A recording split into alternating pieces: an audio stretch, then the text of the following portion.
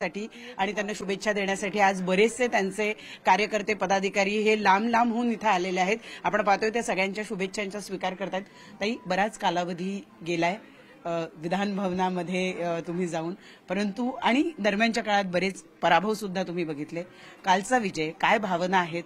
मागे मुंडे साहेबांचा फोटो सुद्धा आहे. खूप महत्वाचा होता कालचा विजय अनेक दृष्ट्यांनी. तुमचे काय भावना? 5 वर्ष 2019 मध्ये माझा विधानसभेत पराभव झाला. 5च वर्ष मी संवैधानिक पदाच्या पासून दूर होते, पण माझ्यासाठी तो एक अनुभवाचा काळ होता. कारण मला राष्ट्रीय लेवलचं काम करायला मिळालं आणि दुसऱ्या राज्यातला अनुभव घेता आला आणि एकदम क्रीम, जे भारतीय जनता पार्टीचं क्रीम होतं त्यांच्याबरोबर रोज वावरायची मला संधी मिळाली. त्याच्यातून मी खूप शिकले. म्हणजे खूप मोठे नेते माझ्या जीवनामध्ये या 5 वर्षामध्ये अगदी जवळून मला पाहायला मिळाले आणि त्यांच्याकडनं शिकायला मिळालं. तसं मी त्यांना लहानपणापासून पाहत होते, पण मला जेव्हा नेता म्हणून त्यांच्याबरोबर तिथे पाहायला मिळालं, कार्यकर्ता म्हणून त्यांना पाहायला मिळालं, जसं शिवराजजी चव्हाण, जसं अमितभाई शांत तर आधीच आम्ही काम करत होतो, वसुंधराजे, असं रमण सिंगजी, हे सगळे सिनियर लीडर्स यांच्याबरोबर मला वावरण्याची संधी मिळाली. आमचे अध्यक्ष नड्डाजी, तर ते एक अनुभव होता माझ्यासाठी. आणि आता परत संवैधानिक राजकारणामध्ये मी आलेली आहे आणि हे माझ्या आनंदापेक्षा मला मॅटर करतं लोकांना किती आनंद होतोय. मला वाटतं काल महाराष्ट्रातलं असं कुठलंच गाव नाही आहे की जिथे फटाके नाही फुटले किंवा आनंद नाही झाला. आणि माझे सहकारी सुद्धा, योगेश टिळेकर आहे, अमित गोरखे आहे, सदाभाऊ खोत आहेत, माझ्या महायुतीतील जे नेते आहेत, परिणय फुके, भावना गवळी, इव्हन प्रज्ञा सातव सुद्धा मी बघितलं काल की 11 पैकी 3 महिला आल्या. तर हे खूप चांगलं लक्षण वाटलं मला. निर्णय खूप स्वागतार्ह आहे. ताई, असं म्हणतात की यश जास्त शिकवत नाही, पराभव जास्ती शिकवतं. कोण जवळचं कोण लांबचं, अनेक कठीण प्रसंगातून दरम्यानच्या 5 काळात तुम्ही गेले, 5 वर्षाच्या कालावधीत तुम्ही गेलेला आहात. आता हा विजय पुन्हा एकदा मिळालेला आहे. कुठल्या गोष्टी मुद्दे डोक्यात आहेत? आणि हे म्हणणार नाही, हाला मी सन्मान मानेन. कारण जेव्हा आपल्याला उमेदवारी जनतेतून निवडणूक लढायची मिळते तेव्हा आपली एक परीक्षा असते आणि ते लोकांचं आपल्यावर प्रेम असतं आणि एक वेगळा विश्वास असतो. मी लोकसभेच्या निवडणुकीला पराभवात गणतच नाही. माझ्या आयुष्यात एकच पराभव झाला होता आणि त्या पराभवाची इतकी चर्चा झाली 5 वर्ष की त्याच्यावर मी फार लाईट टाकायची गरज नाही की तो कसा झाला, काय झाला. त्याच्यावर इतकी चिळपाड झाली आहे राज्यामध्ये. परंतु माझ्या या निवडणुकीला मी पराभव मानतच नाही. हे एक अत्यंत वेगळ्या परिस्थितीमधली ती निवडणूक होती. एक वेगळी सामाजिक परिस्थिती होती. याच्यामध्ये 6,75,000 मतं जवळपास मी घेतलेली आहेत. आणि जर तुम्ही मतांची यादी काढली तर कदाचित देशामध्ये 10 लोकांची नावं काढली तर त्याच्यामध्ये 3ऱ्या, 4थ्या, 5व्या क्रमांकावरच नाव असेल, इतकी मतं घेतली. आणि त्यामुळे मला त्या लोकांनी ज्यांनी मला मतं दिली किंवा ज्या लोकांनी विश्वास टाकला त्यांचा सन्मान झालाय पक्षाच्या माध्यमातून, असं मला वाटतं. आणि पक्षाने तो सन्मान केल्याबद्दल मी आभार व्यक्त करते. ज्या परिस्थितीमध्ये आता जी बीड आणि आजूबाजूचा जो परिसर आहे, या परिसरामध्ये जी परिस्थिती आहे, या परिस्थितीमध्ये खरं तर एक मोठं चॅलेंज तुमच्या समोर आहे. येणारा कालावधी सुद्धा तेवढाच परीक्षेचा कालावधी असणार आहे.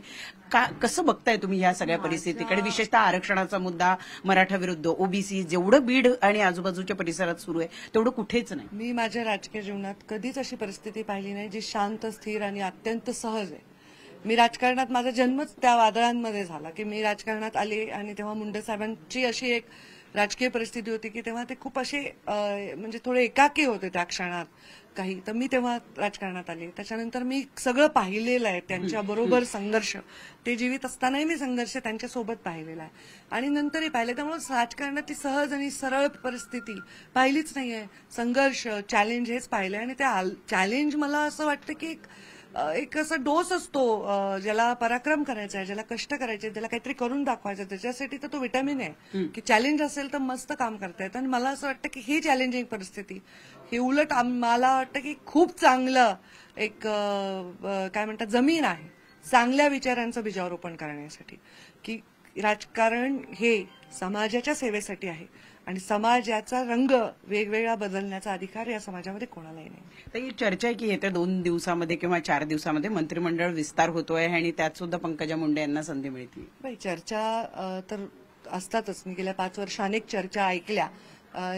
10 वर्ष झाले मी अनेक गोष्टी ऐकल्या, असे अनेक स्टेटमेंटही ऐकले की जे मी कधी केले नाही, जे मला चिकटले कायमचे. परंतु ही चर्चा आहे, याचं उत्तर मी नाही देऊ शकत. याचं उत्तर निर्णय प्रक्रियेतील लोक देतील आणि ते काय निर्णय घेतील याच्याकडे माझं फारसं लक्ष नाही. तर माझं संपूर्ण लक्ष हे महाराष्ट्रातील या सगळ्या वंचित असणाऱ्या लोकांकडे, की त्यांच्यासाठी आपल्याला काय करता येईल.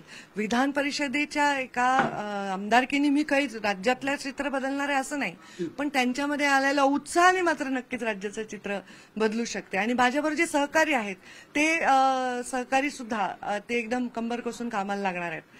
जे आता निवडून आलेत माझ्यावर, ती पण टीम खूप छान कामाला लागणार आहे आणि मला वाटतं आम्ही ग्रासरूटमध्ये जाऊन काम करू. ते महाविकास आघाडीला लोकसभेमध्ये जे यश मिळालं त्याच्यामुळे त्यांचा कॉन्फिडन्स खूप वाढलेला होता, पण अगदी विरुद्ध काल घडलं. ज्या पद्धतीनं काँग्रेसची मतं फुटली, राष्ट्रवादीची सुद्धा, राष्ट्रवादी शरदचंद्र पवार पक्षाची काही मतं फुटली असण्याची शक्यता वर्तवली जाते. तुमच्या यशामध्ये त्यांच्यापैकी कोणाचं काही श्रेय आहे का? त्यांची काही मतं पडली असतील तुम्हाला? आता मला ते गुप्त मतदान असल्यामुळे मला नाही माहिती, सांगता नाही पण येणार. तरी त्या काय व्यवस्थेमध्ये चा भागही मी नाही. त्याच्यावर मी फार टिप्पणी करण्यापेक्षा एवढंच सांगेन की भारतीय जनता पार्टीचा एक कार्यकर्त्यांचा पिंड आहे. ते पराभवानी न खचणारे कार्यकर्ते असतात. त्यांना त्यांचं बेसिक जन्मच भारतीय जनता पार्टीचं सत्तेचं ध्येय समोर ठेवून नाही झाल्यामुळे कधी कधी सत्तेत नसेल तरी भारतीय जनता पार्टीचा कार्यकर्ता खूप चांगला काम करतो. आता महायुतीच्या कार्यकर्त्यांनी एकोपा जो दाखवला, म्हणजे महायुतीच्या नेत्यांनी मिळून जे व्यवस्थित प्लॅनिंग केलं, त्याच्यामुळे आम्ही सर्वच्या सर्व जागा निवडून आणल्या. ह्याच्यामध्ये आमच्या स्ट्रॅटेजिक प्लॅनिंगचं यश दिसतं. कार्यकर्त्यांमध्ये आलेला उत्साह जो आहे तो आणि ते स्ट्रॅटेजिक प्लॅनिंगचं यश जर मिळवलं तर आम्ही कधीही महाविकास आघाडीच्या पुढेच आहोत. शेवटचा प्रश्न की परिषदेची निवडणूक आहे, त्यामुळे साहजिक आहे की आता पुढचे 6 वर्ष तुम्ही विधान भवनामध्ये दिसणार आहात. या 6 वर्षामध्ये महाराष्ट्राच्या दृष्टीनं कुठल्या कुठल्या महत्वपूर्ण जबाबदाऱ्या किंवा कुठलं टार्गेट तुमच्या डोळ्यापुढे आहे, जे मुद्दे तुम्हाला वाटतं की तडीस लावले पाहिजे? स्वतः असं काही टार्गेट कुठल्या पदाचं ठेवलं नाही आयुष्यामध्ये, परंतु काही गोष्टी करण्याचं टार्गेट मी ठेवलं आणि योगायोगाने जरी तेवढी ताकद नसली तरी ते टार्गेट पूर्ण होत जात आहेत. तर माझं टार्गेट जे होतं, मंत्री असताना मी जे जिल्ह्यासाठी किंवा राज्यासाठी केलं, मुख्यमंत्री ग्रामसडक योजना, जलयुक्त शिवार, या सगळ्या गोष्टीतून जे मला काम करता येईल आलं, मला म्हणजे मला नाही, माझ्या सरकारला, तर त्या कामांमुळे मी त्यावेळी समाधानी होते. तर आता सुद्धा या सरकारने 2-3 योजना ज्या डिक्लेअर केलेल्या आहेत, एकनाथ शिंदे साहेब आणि दोनही उपमुख्यमंत्री देवेंद्रजी आणि अजितदादा यांनी मिळून जे काय आज बजेट दिलेलं आहे, त्याच्यात मला खूप जीवाचा वाटणारा विषय म्हणजे लाडकी बहीण योजना. आणि ह्याची वागणी मी वेळोवेळी करायची, कारण मी मध्य प्रदेशमध्ये काम करत असताना तिकडे शिवराजजींनी जे केलं होतं ते मी पाहत होते त्याचे परिणाम. तर हे महाराष्ट्राने केलंय आणि अजून सुधारित पद्धतीने केलंय. मला त्याचं खूप कौतुक वाटतं. ती योजना खूप गेम चेंजर वाटते, लोकांच्या म्हणजे महिलांना खूप शक्ती देणारी वाटते. त्याचबरोबर लाईट बिलच्या संदर्भातला जो निर्णय त्यांनी घेतलेला आहे, शेतकऱ्यांच्या कृषी पंपाच्या लाईट बिल माफ करण्याचा वगैरे, हे सगळे इतके निर्णय मी वाचत बसले किंवा बोलत बसले तर ते वेगळंच कडे जाईल विषय. पण ह्या सगळ्या निर्णयांमुळे एक कॉन्फिडन्स वाढलाय. तर लोकांपर्यंत जायला हे इतकं पुरेसं आहे. आणि ह्याच्या पुढे काय करावं ह्याचं प्लॅनिंग नंतर, आधी परत सरकारमध्ये आल्याशिवाय ते करू शकत नाही. त्यामुळे सरकारमध्ये येणं हे आवश्यक आहे. कालच्या विजयानंतर विश्वास आहे की विधानसभेमध्ये चित्र बदललेलं दिसेल? लोकसभेमध्ये ज्या पद्धतीनं पक्षाची पिछेहाट झाली तसं विधानसभेला कालच्या विजयाच्या आधी पण विश्वासच होता, पण कालच्या विजयानंतर तो विश्वास अत्यंत म्हणजे काय म्हणतात त्याला द्विगुणित आणि खूप रिअल झालाय. अजून असा दिसतोय जवळ, असं वाटायला लागलं. कारण एक जी कार्यकर्त्यांमध्ये चेतना भरली आहे, कार्यकर्तेच निवडणुकीला यशस्वी आणि अपयशी करू शकतात. आणि कार्यकर्त्यांमध्ये जर आपण चेतना भरली तर मग ते कमालच करतात. धन्यवाद आमच्याशी संवाद साधल्याबद्दल. तरी होत्या पंकजा मुंडे, ज्यांनी त्यांच्या विजयावर त्यांचं मत व्यक्त केलेलं आहे आणि सोबतच शुभेच्छांचा त्या सातत्यानं स्वीकार करतायत. चित्र बदलण्याचा प्रयत्न माझ्या वतीनं केला जाईल असं सुद्धा त्यांनी या ठिकाणी सांगितलं.